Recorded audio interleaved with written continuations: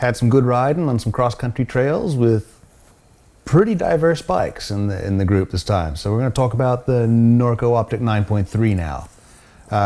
Norco I feel like I should probably not even test their bikes anymore because I end up falling in love with one of them just about every year. Norco positions this as not really a straight-up cross-country bike. 110 millimeters rear travel, 120 front. Banger of a price tag, $3,700. Carbon fiber front, aluminum rear, Revelation 4 SRAM GX drivetrain. This came with Magura brakes. It's supposed to be spec'd with a SRAM Level 9T according to Norco. We had the Maguras on it. They say that this is a fun, aggressive trail bike and also a good candidate as a marathon racer and all-rounder. What do you say? What you just said is what I was thinking when I was riding this bike. And I was like, I don't race cross country. My everyday bike is a 140 2.9 bike. But I said, if I did race cross country, this is a fun bike. I was able to ride it as hard as I wanted to on just fun trails. I didn't feel limited in any way.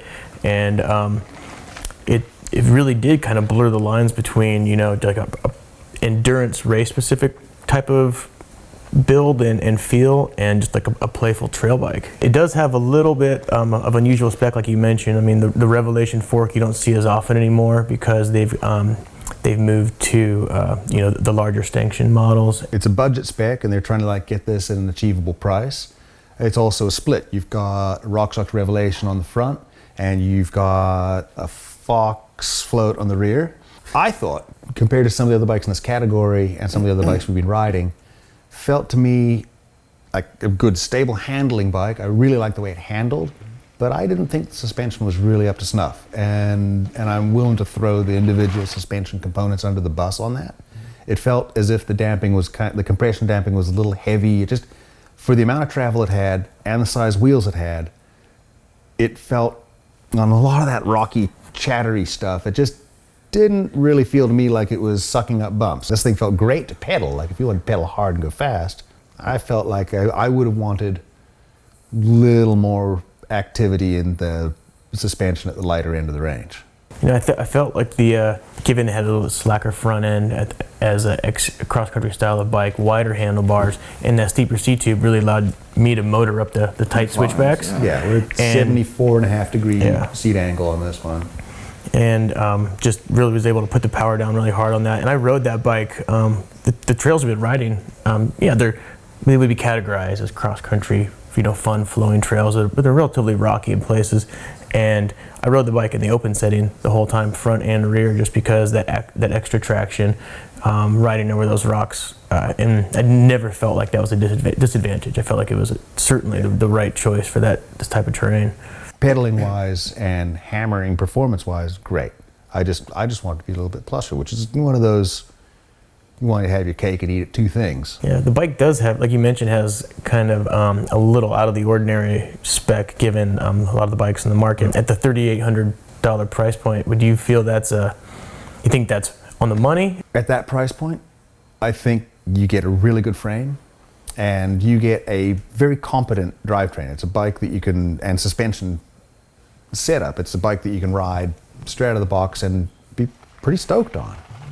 There's room for improvement on every single aspect of that though as well. You could spend more and get something that shifts a little better or more crisply, or you could get something that has a more sophisticated shock or fork on it. But $3,799, pretty good bike. Yeah. Whether you realized you had a shorter travel bike beneath you or not, it felt like you were riding a trail bike, but with XC style of componentry beneath you. What's the bike weigh? Not much. 28 pounds, 28.1 pounds, which very competitive for what it is in the price range it's at. If you were a performance-oriented person and said, this is going to be my race bike. Okay, I occasionally race cross country, but I also want a fun, agile cross country bike to ride on the regular trails. That's a spot on for that, I think. I'd like to see one with maybe like a Fox 34 up front, or just a more sophisticated damper and how about a longer dropper? And a longer dropper, and see what you can start doing with something like that. Would be where I'd want to take it, like a very fast trail bike as opposed to a race bike. But you could go either way with it, I think. Would you buy one? I don't have $3,800. Poor magazine editor. I know. It's the way it goes. It all goes to Slayer tickets. So, tomato. You wanted a race bike. I think it's a trail bike. It could be somewhere in either of those. Pretty damn good spec, good price. Yeah, I couldn't agree more. It'd be a super fun trail bike, and it's also, you know, a playful, fun, you know, XC bike if that's what you're looking for. Guess we're gonna have to ride it some more. Figure it out. I'm up for that. All right. So there you have it.